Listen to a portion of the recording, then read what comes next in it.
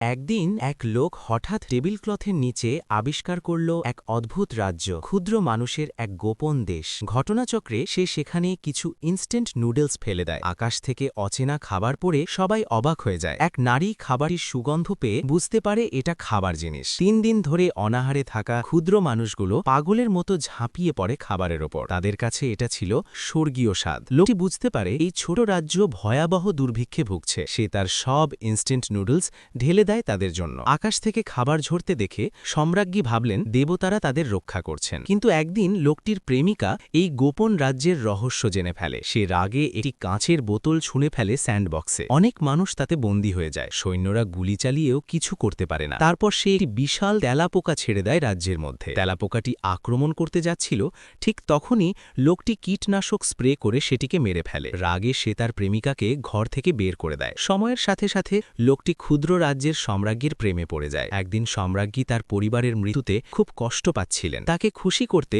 লোকটি আতশবাজি জ্বালিয়ে আকাশ ভরে তোলে রঙিন আলোয়। সম্রাজ্ঞী আবেগে চোখের জল ফেলেন। হঠাৎ একদল ঘাতক সম্রাজ্ঞীকে ঘিরে ফেলে। এটা দেখে লোকটি দ্রুত একটি খেলনা ট্যাঙ্ক স্যান্ডবক্সে নামিয়ে দেয়। শত্রুরা অবাক হয়ে তাকিয়ে থাকে। রিমোট কন্ট্রোল দিয়ে সে ট্যাঙ্কের মুখ ঘুরিয়ে নিশানা করে। শত্রুরা ভয় পেয়ে মাটিতে লুটিয়ে পড়ে, তারপর প্রাণ বাঁচাতে পালিয়ে যায়। এভাবেই এক সাধারণ মানুষের সাথে এক ক্ষুদ্র রাজ্যের অদ্ভুত প্রেমের গল্প শুরু হয়।